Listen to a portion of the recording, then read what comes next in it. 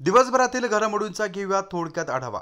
शेतकऱ्यांना दिवाळीपूर्वी भेट खात्यात येणार आहे, त्यामुळे 2,000 रुपये आता थेट शेतकऱ्यांच्या खात्यात जमा होणार आहे। शेतकऱ्यांना खुश करणारी बातमी राज्य सरकारने दिली असून केंद्र सरकारच्या प्रधानमंत्री किसान सन्मान योजनेच्या धर्तीवर राज्यात सन्मान निधी देण्यास राज्य मंत्रिमंडळाने मंगळवारी मंजुरी दिली आहे। शेतकऱ्यांच्या खात्यात प्रतिवर्षी 6,000 रुपये थेट जमा होणार आहे। योजनेतील 2,000 रुपयांचा पहिला टप्पा लवकरच शेतकऱ्यांच्या खात्यात जमा होणार आहे।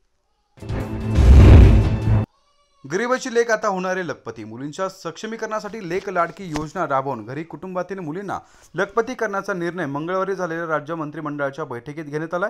या योजनेच्या अंतर्गत पिवळ्या आणि केसरी रेशन कार्ड धारकांतील कुटुंबातील मुलींचा जन्म झाल्यावर 5,000 पासून 11वी पर्यंत जाईपर्यंत मुलींना एकूण 1,01,000 रुपये एवढा लाभ मिळणार आहे।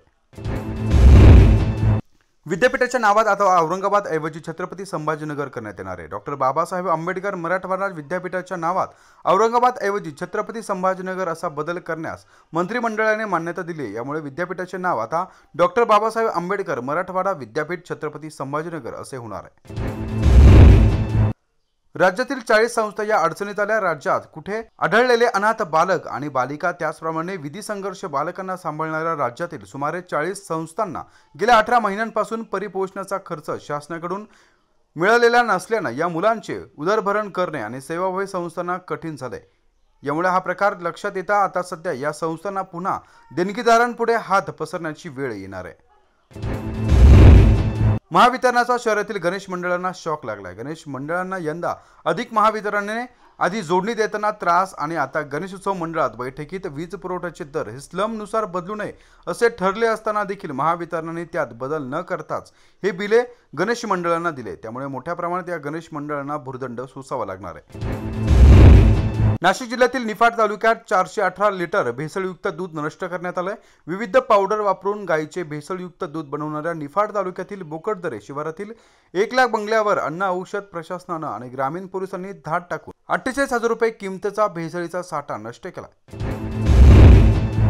समृद्धीच्या प्लास्टिकमुळे धामणीतील घरांना मोठ्या प्रमाणात तडे गेले। इगतपुरी तालुक्यातील धामणी येथे मुंबई नागपूर समृद्धी महामार्गाच्या कामांसाठी मोठ्या प्रमाणात ब्लास्टिंग केलं जाते। त्यामुळे अनेक घरांना मोठ्या प्रमाणात तडे जाऊन हे घरं पडण्याची सत्र सुरू झाली। यामुळे धामणीतील सर्वाधिक घरांना तडे गेल्यामुळे तेथील स्थानिक नागरिकांना मोठ्या प्रमाणात त्रास सहन करावा लागतोय।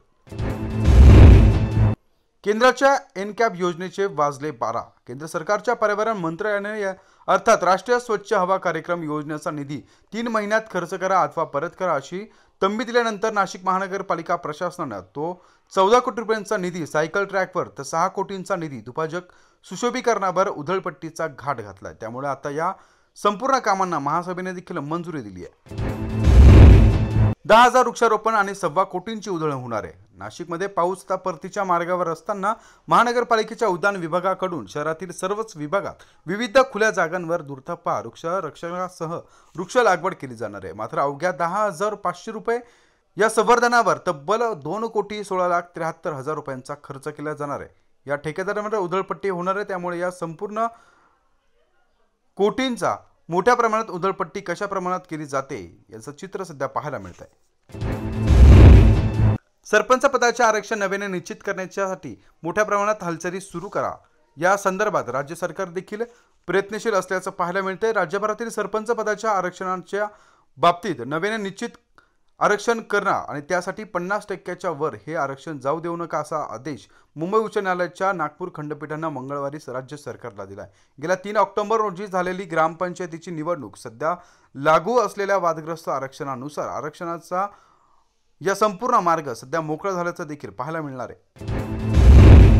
शिंदे गटाची माघार आणि ठाकरे गटाचा दसरा मेळावा हा शिवाजी पार्कवरच होणार आहे। दसरा मेळाव्यासाठी शिवाजी पार्क मैदान मिळण्यासाठी महापालिकेकडे केलेले अर्ज एकनाथ शिंदे यांच्या शिवसेनेने अधिकृतरित्या मागे घेतलाय। तसेच विचारपत्र आमदार सदा सरवणकर यांनी दिले।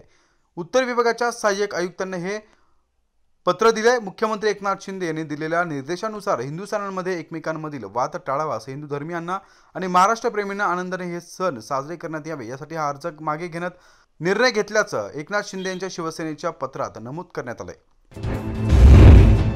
आता महायुतीचे संयुक्त मेळावे होणार आहे। सत्तारूढ सरकारमधील 3 पक्षांमध्ये महामंडळी विविध विधिमंडळे आणि समित्यांच्या वाटपाचा फॉर्म्युला ठरलाय. त्यानुसार भाजपाला 50% तर शिवसेना आणि राष्ट्रवादीला प्रत्येकी 25% जागा मिळतील. तीनही पक्षांच्या ज्येष्ठ नेत्यांचे एकत्रित मेळावे राज्यात होणार आहे. लोकसंख्येनुसार आरक्षण द्यावे, काँग्रेसची भूमिका स्पष्ट झाली आहे. समाजात मोठ्या प्रमाणात कोणतेही गैरवर्तन होऊ नये आणि जातीनिहाय जनगणना करून आरक्षणाची 50%ची मर्यादा ओलांडून लोकसंख्येच्या प्रमाणात ज्या त्या समाजाला आरक्षण द्यावे अशी भूमिका काँग्रेसची असल्याचं पाहायला मिळतंय. या संदर्भात काँग्रेसचे प्रदेशाचे अध्यक्ष नाना पटोले यांनी आपलं स्पष्टीकरण दिलंय. सीबीएस कॅनडा कॉर्नर आता स्मार्ट होणार आहे. यामुळे महापालिकेच्या माध्यमातून जुने सीबीएस ते कॅनडा कॉर्नर रस्त्याचं कॉन्क्रिटीकरण केले जाणार आहे. त्यास 25 कोटी रुपये इतका खर्च येणार असून महासभेने त्यास मंजुरी दिली आहे. कॅनडा कॉर्नर ते जुना गंगापूर नाका हा उर्वरित रस्ता कॉन्क्रिटीकरणासाठी 10 कोटी इतका खर्च येणार असून दुसऱ्या टप्प्यात त्याचे काम हाती घेतलं जाईल असं देखील मनपा प्रशासनाच्या माध्यमातून समोर आलंय. अल्पवयीन मुलांनी झोक्याला गळफास घेतल्याची घटना पाथर्डी फाटा या ठिकाणी घडली आहे. नाशिकच्या पाथर्डी फाटा परिसरात राहणार 16 वर्षीय अल्पवयीन मुलानं मानेनगर परिसरात बंगल्याच्या गच्चीवर असलेल्या मोठ्या झोक्याच्या कॉलमच्या साह्यानं त्या ठिकाणी गळफास घेतल्याची घटना घडली आहे. या संपूर्ण घटनेमुळे परिसरात हळहळ व्यक्त होते. विषारी पावडर खाऊन आईनंच आत्महत्या केल्याची धक्कादायक घटना घडली आहे.